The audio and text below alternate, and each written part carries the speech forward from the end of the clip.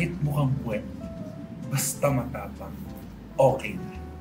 That was Yuri from Spellbound, played by Bella Padilla. Or should I say Miss Bella Padilla? Because today, creatives, we are joined by the Bella Frames! Oh, diba? That was an introduction. But hello, creatives! Welcome to the last episode of the Creatives Pod for the Dominicine Phase era for the Dominicine special episodes. But anyways, hello from our Bella Frames production. Hello po. Can you introduce yourself? Madang ayan. Hagutin natin mahiwaga pa. I'm Roxelle Bautista, director of Bella Frames. Hi, I'm Dayan Duma. I'm the screenwriter and an actor. Ay, wow. An actor! Okay, so first of all, Ate Roxanne and Ate, ano ulit Dayan. Ate Dayan. Sorry, kasi nasa isip ko, what happened, Bella? Why you crying? Anyways, can you tell us about the production name? Paano nabuo yung Bella? Yung Bella Frames. Okay. From Latin word siya na velum, meaning veil. Tapos yung symbolize niya na to unveil yung story yung soul ng story. Alright. Alright.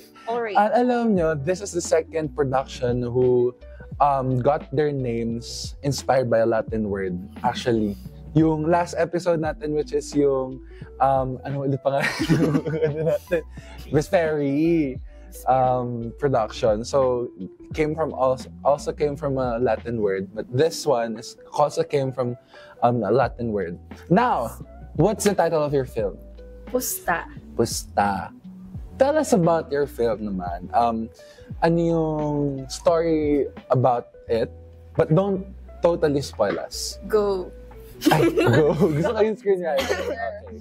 So yung Pusta po, it's a love story about sa construction worker who is nagwo-work siya for his wife na may sakit. And yung it talks about sa journey ng lalaki pauwi sa kanyang asawa. Oh, what's the genre of this film? Drama. So drama. Is it heavy drama? Or hindi naman? Tama lang. Okay. Yung mapapayak talaga kami, gano'n. But anyways, drama, Pusta, story of a construction worker. How did you guys came up with that idea? So parang construction worker, out of nowhere naman, gano'n. To be honest, madami kaming pinapost na stories. Pero hindi talaga siya natatanggap. Yun yung naging din namin, like challenge talaga. As in, ilang revision yan. Iba't iba. So hindi lang siya construction worker nung una? As in, completely different. Different. Oh, yes. Okay. Tapos, nagpa-help na kami kay Sir Tim, yung prof namin. And, nirecommend niya na mag-apply doon ng social issue. And malalaman niyo dito na related siya sa, yung Los Sabongeros na case, 2021. Parang familiar lang. Yung mga nawalang Sabongero. Okay. Ayun. Gets. Okay, do you have something to add? Okay. Let's talk about the film production.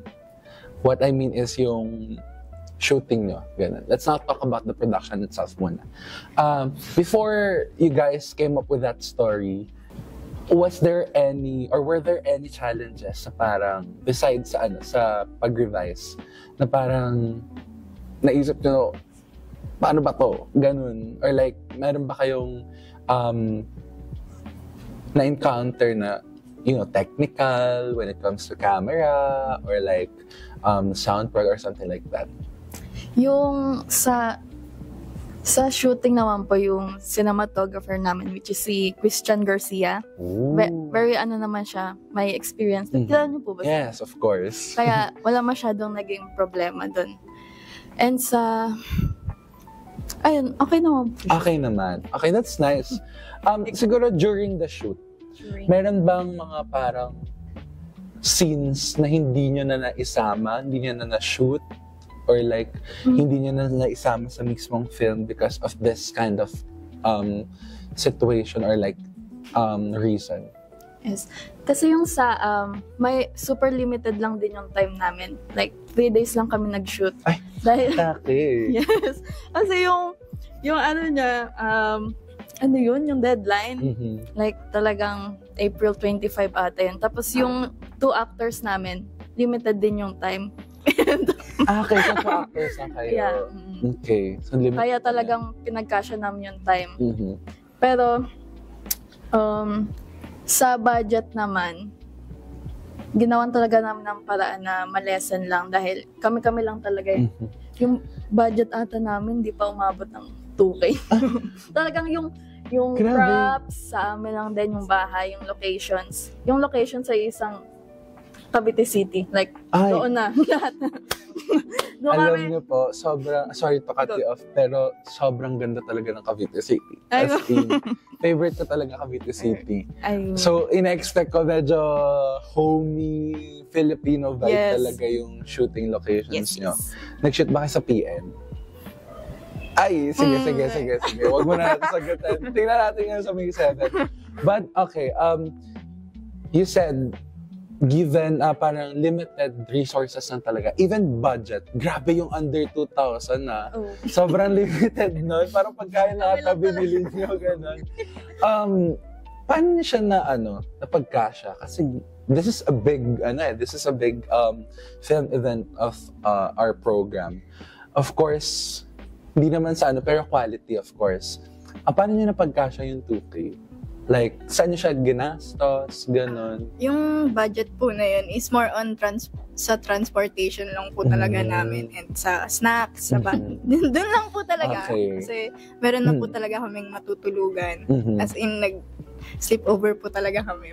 Bahay po ba yan ng production? Bahay niya po. Ay, bahay niyo. Okay. As in, doon lang. Yun na po yung set. Okay. Ilan po kayo sa productions? 10. So, hindi lang siya super marami. Kasi, yung mga na-interview ko, parang sa 17 sila, ganun, 18, parang super dami, at least 10. Now, let's talk about the production itself. Have you directed the film before, ate? Yes, yung short campaign film siya sa IMMA kay Sir Emil. Oh. Yeah. So, but it's a campaign video. It's totally different from a film. So 3 this is your minutes first lang time. po yun.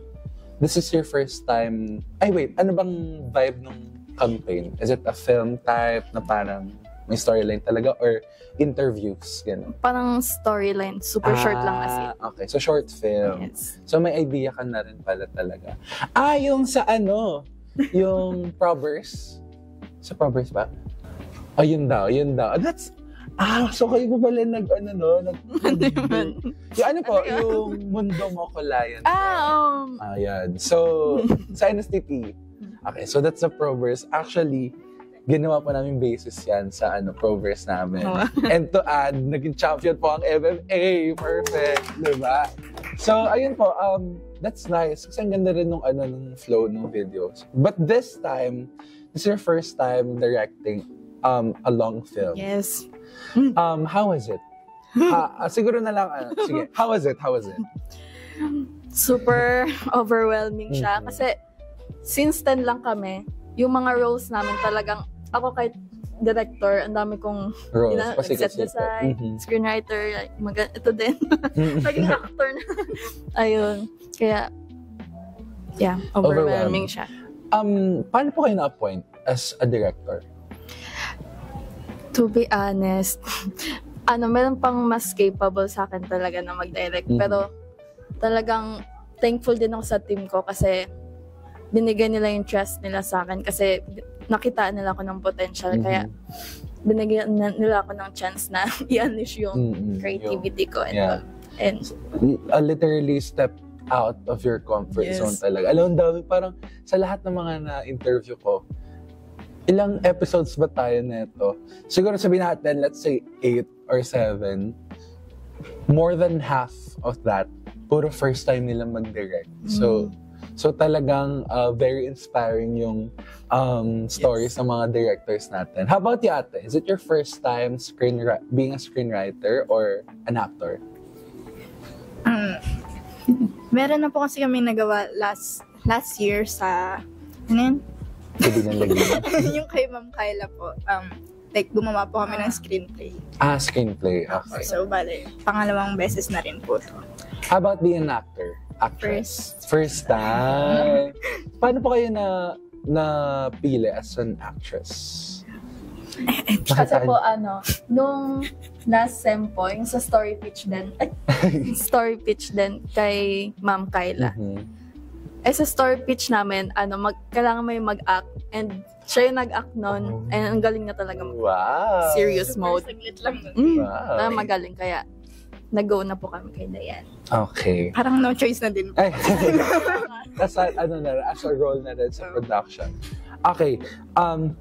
Kaya ate director tayo ngayon. So, from page to screen, ano yung scene na pinaka nahirapan kang i-direct? If it's a big part of the story, you can share na lang siguro kung paano ka nahirapan, gano'n. Siguro isa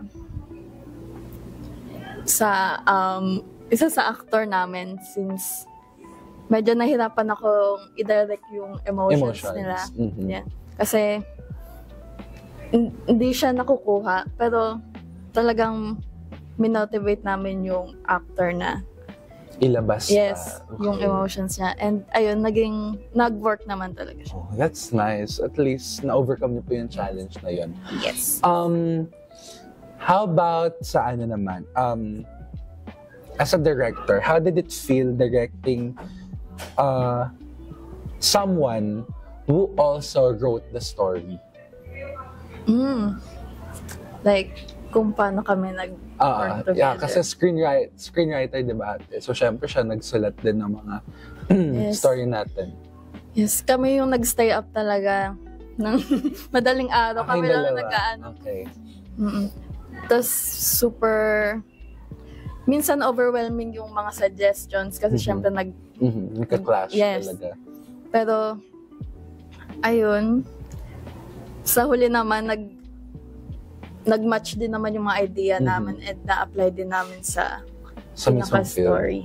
Kaya, okay, siguro let's talk to ate screenwriter, ate Dayan. Dayan, di ba? Yes, tama ko yung name niya, guys. Was it hard switching from being the scriptwriter tapos bigla kang magiging actor?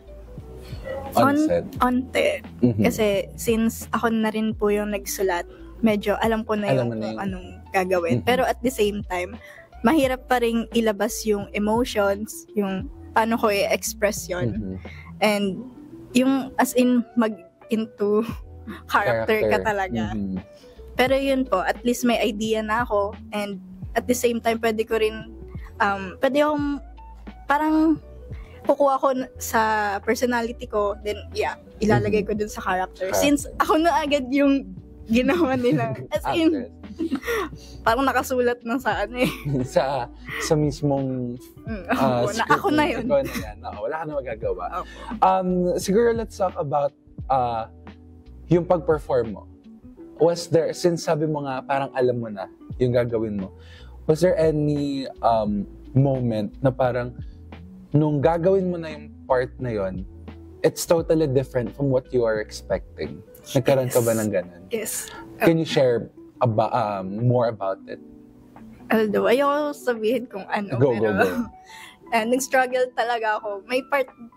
May mga scenes din na sobrang nag-struggle ako. Kasi, before pa yun, like, habang sinusulat ko pa lang, alam mo yun, imagine ko na agad kung ganito gagawin ko. Magpa-practice ako. At, as in, nag-practice talaga ako. And nag-work siya, pero nung dun na mismo sa set, like, hirap na hirap akong gawin. Like, I don't know paano ko siya ilalabas, i-express ng maayos. And, yun. Okay. Medyo mahirap. I think that's totally normal lang as an actor. Kasi hindi talaga madali yung bigla mo na lang ibibigay lahat. Curious ako, ilan yung pinakamarami yung takes sa isang scene? Umabot ba ng more than 10? Hindi naman. Parang wala na. Wala naman po. Wala naman. Mga 5. Siguro, muntik na. Oh, mga 5. Mga 5. Alam mo, dahil pala tinanong ko siya sa mga previous production. That was a great question. Naisip ko lang bigla. Sige, shoot po tayo ulit. Anyways, yung pinakamadaling na shoot nyo, what part was it? Is it a mini part of the story lang or Yung, big part? yung story po in general, kasi, di ba, love story siya and mag-partner. Yung actors po namin, may chemistry talaga sila, kaya hindi nahirapan din. Ay, ganda. Kaya medyo natural yung May chemistry ba sa camera, sa film, or even in real life? in real life din. Ay, okay. Perfect. Baka baka pagdating ng May 7, magka-holding hands na yan. Ay, grabe. Cherez. But anyways, siguro let's talk about the first episode of the Creative Spud, which is collaboration. How did your production team collaborate with the film itself? Parang was there a moment na nakita niyo talaga na everyone was really doing their thing and like being collaborative with each other, or ayun. may part ba or may moment ba na nakita niyo yung ganun? Opo. I think everyone did their roles great. Really well. Yeah. Yan. Akala ko may Go. Wala naman po kasi yung masasabing Masama about them. parang okay naman po lahat. How about you, Direct? May may moment ka ba na nakita mo talaga na okay, everyone is really working given the fact na yun nga, Yes. maliit lang yung budget nyo or what, ganun. Kahit nga 10 lang kami, parang hindi ko naramdaman na nagkulang yung members namin dahil nag-work well naman as a whole. Yung Parang mas marami pa kayo sa 10 na members. No? That's great to know. Siguro, second to the last question. Now that your film is done, tapos na lahat, tama ba? Tapos na yung editing, lahat. Okay. Now that your film is done, which scene are you most proud of? You can tell it like, yung biggest scene namin doon, ako mas proud, ganun. Or what?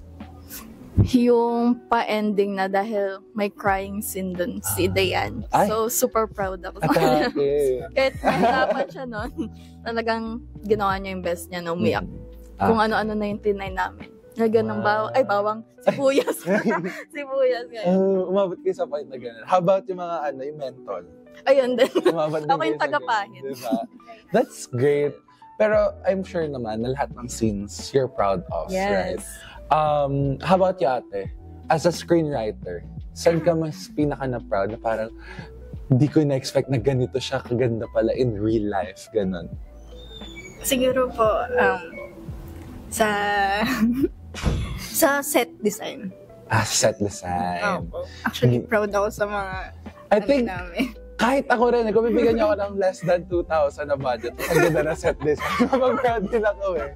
Diba? Hindi ko po ina-expect yun.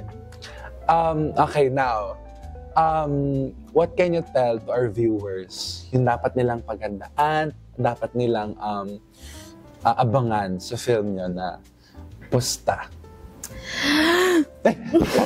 Over naman sa ego. Go, abangan nyo. Ay, gusto ko yun. Go, ate, Dayan. Since ayoko magsabi ng Spoilers. So, abangan nyo na lang and hopefully mamove kayo. With the story itself. Okay, that's nice. Feeling ko naman, our creatives or like our audience on May 7 will get an impact from your story kasi yung logline niya pa lang na construction worker, when we say that, parang maantig na yung pulso natin kasi construction workers are heroes, guys. Yes. Diba? Kasi etong mga building natin ngayon, it's not gonna be built without them. And of course, the sacrifice that they give to the building itself and at the same time to their family is something that we should be proud of. And I'm sure makita natin yun sa film nyo, no? And hopefully, mas appreciate pa natin yung hard work na binibigay ng isang construction worker, di ba? Yes. So, ayun. I can't wait to finally watch your film on May 7, Bella Frames. What happened, Bella? Why are you crying? Anyways, anything to add? Baka po gusto nyo i-promote ang Facebook page nyo or what? Wala na po. Low-key. Loki na lang, gano'n. Shout out po sa prod namin. Production. Ayan. Sa editor nila na nandito, si Kuya. But anyways, thank you so much, Bella Frames, for joining us today. This is our last episode. Charot, pero pa tayo isang episode. So, ayun, thank you so much po, Ate Roxette, and Ate Diane for joining us. And to Bella Frames once again, for accepting our invitation. And to our creatives for supporting us all throughout the episodes for our Dominus Cine. And of course, see you guys on May 7. Malapit-lapit na to. So see you guys on May 7. If you haven't tama ba yung ano yun? Yung grammar natin. So wala pa kayong tickets, you may get the link from the St. Dominic College of Asia Facebook page and check out the posters of Itch Productions, and there you can find the link for the ticket. So please, if you want to watch all the films that were that the MMA second years prepared, you may get your tickets over there. So again, see you guys on May 7 at St. Dominic College of Asia, DRA Hall. And once again, thank you so much po, Bella Frames and God.